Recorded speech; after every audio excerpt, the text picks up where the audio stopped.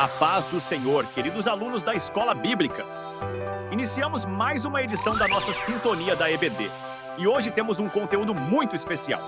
É dia de podcast. Um momento preparado para edificar a sua fé, aprofundar o conhecimento da palavra e preparar o coração para a lição deste domingo. Está no ar o podcast da lição na Sintonia da EBD. Sintonia da EBD. Sintonia da EBD. Bem-vindos. Hoje a gente vai fundo num texto bíblico muito rico, Colossenses capítulo 3. Temos aqui um material de estudo que ajuda a gente a desvendar isso. E a pergunta central que Paulo parece colocar ali é fascinante, né? Como é que focar nas coisas do alto, nessa realidade celestial, pode, ou melhor, deve transformar nosso dia a dia aqui? É essa ponte, sabe, entre céu e terra que a gente quer explorar. Exato, e é uma ponte essencial. Esse capítulo vem logo depois de Paulo confrontar umas ideias meio estranhas, umas filosofias que estavam confundindo o pessoal lá de Colossos. Ele basicamente diz, ok, vocês entenderam quem é Cristo, ótimo, agora vejam como isso muda tudo na vida real. Não é só teoria, né? É um chamado para viver a partir dessa nova identidade que a gente recebe nele. Certo. Então vamos começar por aí, por essa base. Lá nos versículos 1 a 4, ele fala que fomos ressuscitados juntamente com Cristo. O que isso quer dizer assim na prática, para a nossa vida hoje? Olha, essa é a chave de tudo. Quando Paulo fala, se fostes ressuscitados, ele não está duvidando, sabe? É mais já que vocês foram, é uma afirmação. Ele está partindo de um fato espiritual que já aconteceu. É tipo dizer, olha, já que vocês foram unidos a Cristo na ressurreição dele, essa ideia é central para ele. Essa conexão, essa união mística com Cristo.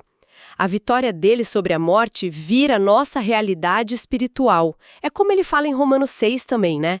E essa união nos dá uma posição nova, uma perspectiva totalmente diferente. E é dessa nova posição que vem o comando. Buscai as coisas lá do alto. Isso soa como algo contínuo, um esforço. Exatamente isso.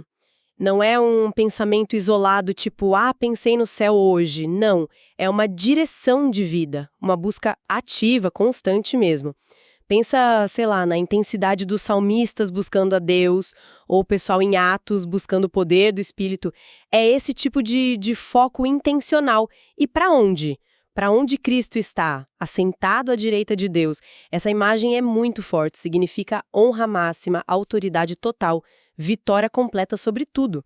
E a nossa vida tem que se alinhar com essa realidade vitoriosa dele, entende? O fascinante aqui é como a nossa identidade espiritual, quem a gente é em Cristo, define para onde a gente deve olhar, o que a gente deve buscar. Entendi. Faz sentido. Se a gente está conectado com essa realidade lá de cima, vitoriosa, é lógico que isso vai ter efeito aqui embaixo. E o primeiro efeito parece bem drástico. Nos versículos 5 a 9, Paulo usa uma linguagem pesada. Fazei, pois, morrer a vossa natureza terrena. Ele não tá para brincadeira, né? De jeito nenhum. Ele lista coisas bem concretas. Imoralidade sexual, impureza, paixões descontroladas, desejos maus e avareza, que ele até chama de idolatria. E continua. Ira, indignação, maldade, fofoca, palavra torpe, mentira. É uma lista, assim, que descreve o que ele chama de velho homem.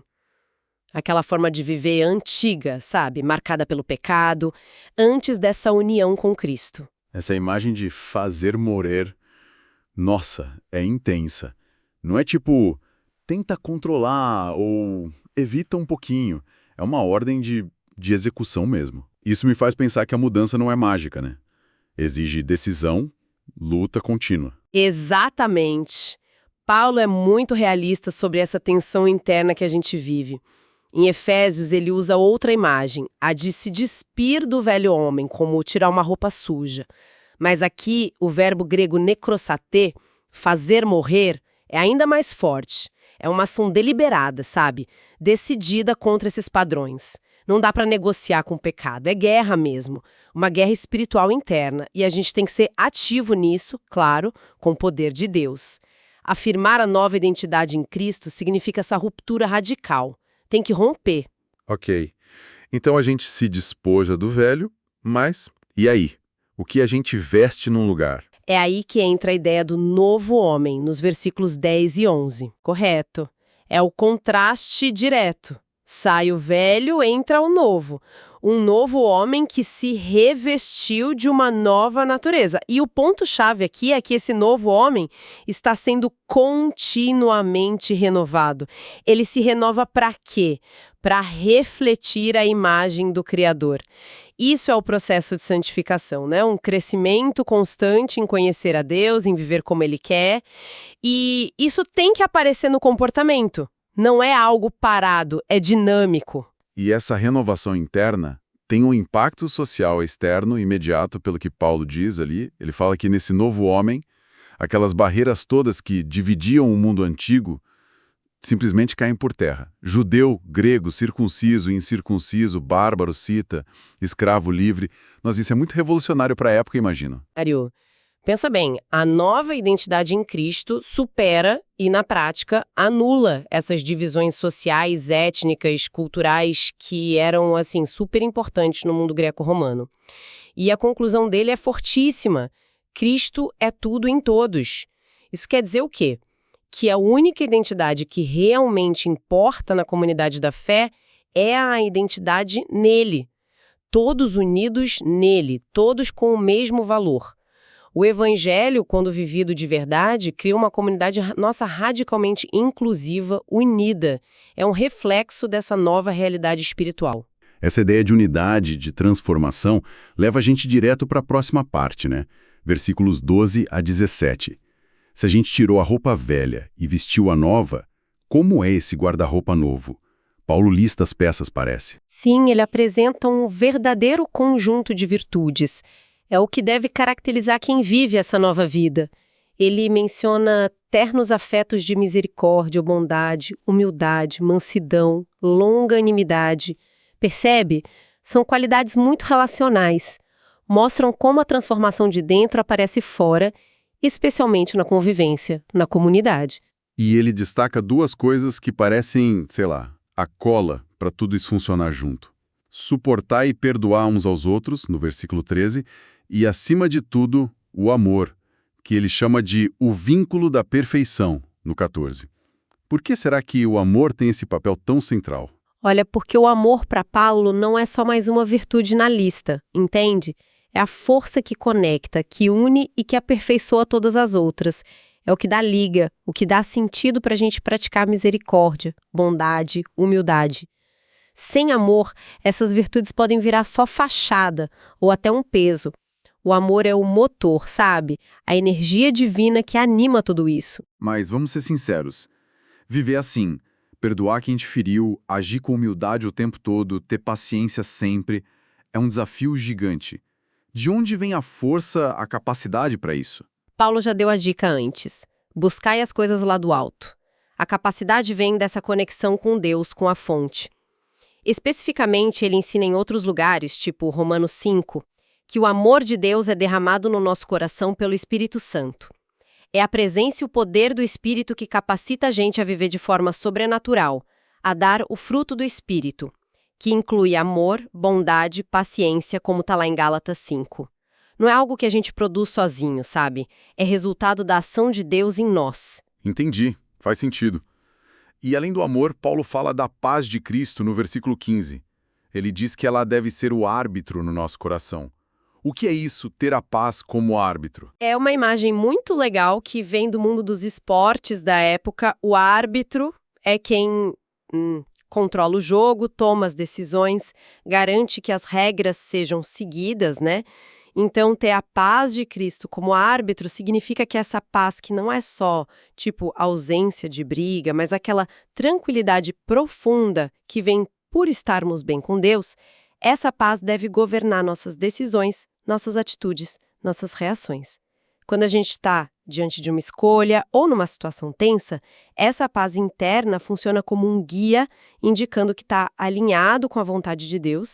E ele conecta essa paz de novo com a comunidade, para a qual também fostes chamados em um só corpo. Então a paz não é só para mim, individualmente. Não mesmo. A busca pela paz tem essa dimensão coletiva, que é fundamental. Fomos chamados para cultivar e guardar essa paz dentro da igreja, dentro do corpo de Cristo. E logo depois ele manda, e sede agradecidos. Parece que tem uma ligação forte aí, né? Entre manter a paz e ter um coração grato. A gratidão ajuda a gente a focar na bondade de Deus, na soberania dele. E isso, por sua vez, alimenta essa paz tanto a nossa quanto da comunidade. Seguindo um pouco mais, nos versículos 16 e 17, o foco vai para a palavra de Cristo. Paulo diz que ela deve habitar ricamente em nós. O que isso envolve na prática? Imagino que seja mais do que só ler a Bíblia de vez em quando, né? Habitar ricamente soa como algo profundo, que entra em tudo. Com certeza. Implica deixar que os ensinos de Cristo encham nosso pensamento, nossas motivações, nossas decisões. É deixar a palavra permear tudo. Isso envolve ler, meditar, estudar, mas principalmente aplicar no dia a dia. É a palavra que vai moldando o nosso caráter para ser mais parecido com o de Cristo.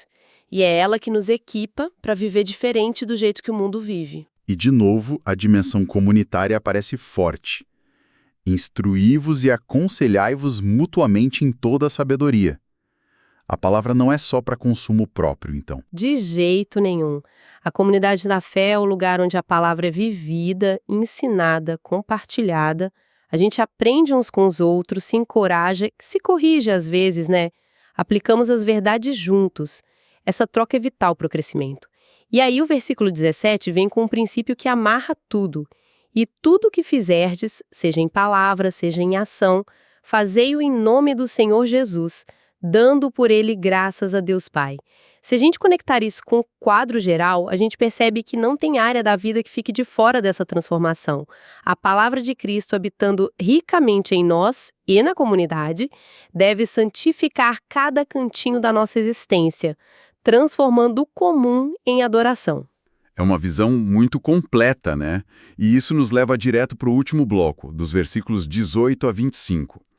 Ali Paulo parece pegar esses princípios todos, tão elevados, e aplicar nas áreas mais comuns e, às vezes, vão culminar mais difíceis da vida: família e trabalho. Sim, aqui a teologia encontra o chão da vida, de forma bem concreta.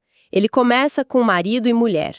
Para as esposas, verso 18, a instrução é serem submissas ao próprio marido como convém no Senhor. É uma palavra que já gerou muita discussão, né?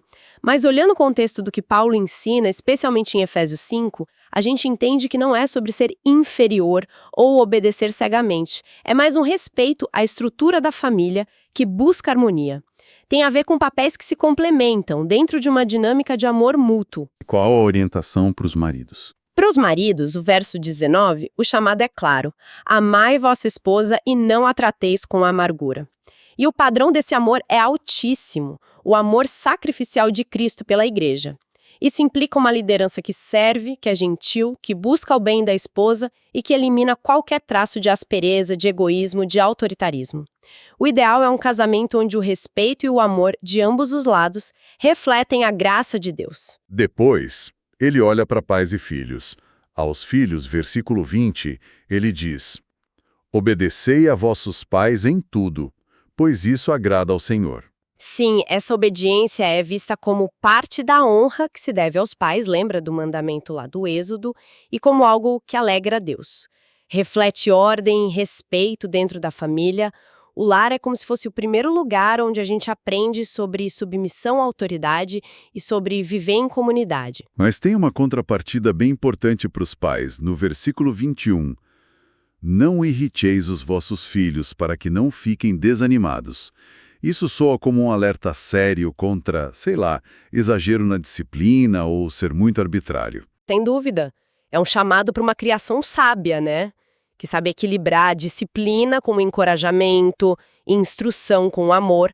O objetivo não é gerar ressentimento ou desânimo nos filhos, mas guiá-los de um jeito que eles cresçam bem emocional e espiritualmente. A família, nessa visão, é um lugar sagrado, onde o caráter cristão é moldado, onde o reino de Deus tem que ser visível. E por fim, Paulo trata da relação entre servos e senhores, versículo 22 e 25, que a gente pode aplicar hoje para as relações de trabalho, né? Empregado e empregador. Aos servos, ou empregados, ele diz para obedecerem aos senhores, aos patrões. Mas o ponto crucial está na motivação. Não apenas sobre vigilância, visando tão somente agradar pessoas, mas em singeleza de coração, temendo ao Senhor. Ou seja, a qualidade do que eu faço no trabalho não deveria depender se meu chefe está olhando ou não. A motivação principal tem que ser outra. Exatamente. A motivação é fazer o trabalho com integridade, com dedicação, porque, no fundo, a gente está servindo ao Senhor. E isso fica ainda mais claro no princípio geral do versículo 23. Tudo quanto fizerdes, fazei-o de todo o coração, como para o Senhor e não para homens. Isso eleva qualquer tarefa, qualquer mesmo, por mais simples ou secular que pareça, a um ato de adoração, um serviço a Deus. A gente busca fazer bem feito não só para agradar o chefe, mas como expressão de fidelidade a Deus. E ele ainda traz uma perspectiva de recompensa futura, V24, falando que é do Senhor que recebereis a recompensa da herança. Isso muda o jeito de ver a justiça e o reconhecimento no trabalho, né? Muda radicalmente. Mesmo que o reconhecimento humano falhe, mesmo que haja injustiça, a confiança está em Deus. Ele vê o coração e vai recompensar a fidelidade. Isso dá um sentido, uma dignidade para o trabalho e dá força para a gente agir certo mesmo em lugares difíceis ou injustos. Isso levanta uma questão importante.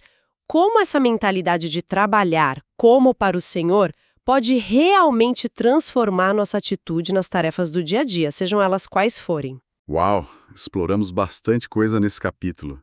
Se a gente fosse, resumir a jornada de Colossenses 3, poderíamos dizer que tudo começa com essa mudança radical de foco, né? Olhar para cima, para Cristo, para a realidade vitoriosa dele. Essa nova identidade que a gente tem em Cristo nos empurra a romper com os padrões antigos de pecado, o tal do velho homem, e a nos vestir com as características do novo homem, principalmente o amor e a paz. E essas virtudes são alimentadas pela palavra de Cristo e vividas na comunidade. Então, o que tudo isso significa no final das contas? Significa que essa transformação que começa no céu tem implicações muito, muito terrenas. Não é algo abstrato, sabe?